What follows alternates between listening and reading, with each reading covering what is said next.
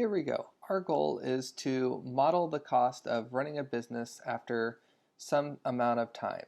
To start off, we label out what our various expenses are, how much they cost, and how often they have to get paid. Once we have all that, we can do a quick sort by sorting the range.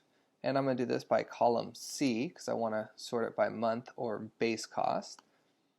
And then I can copy this information here and paste it over into the next tab into their respective columns for monthly and base, which I've already done here.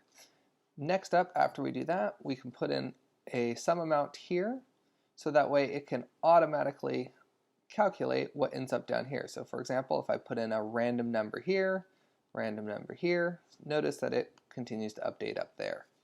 Once we have that information, we can use these two values, our monthly and base cost, to put that into a y equals mx plus b equation, which you'll find over here on tab 4.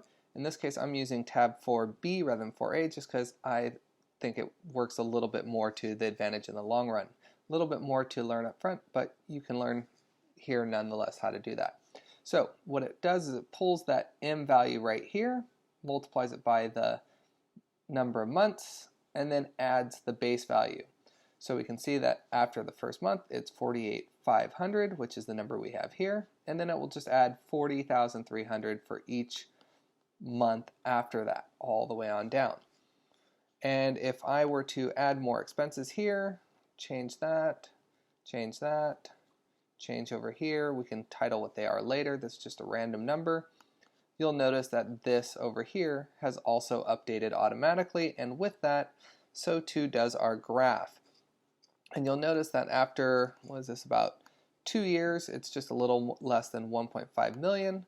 But if I go back over here and I want to see, say, for 48 months after 4 years, it's going to automatically update our graph, and it's going to be a little bit under 3 million, and then I can go back over here to my list of expenses, and we can change this, and our graph will also automatically update.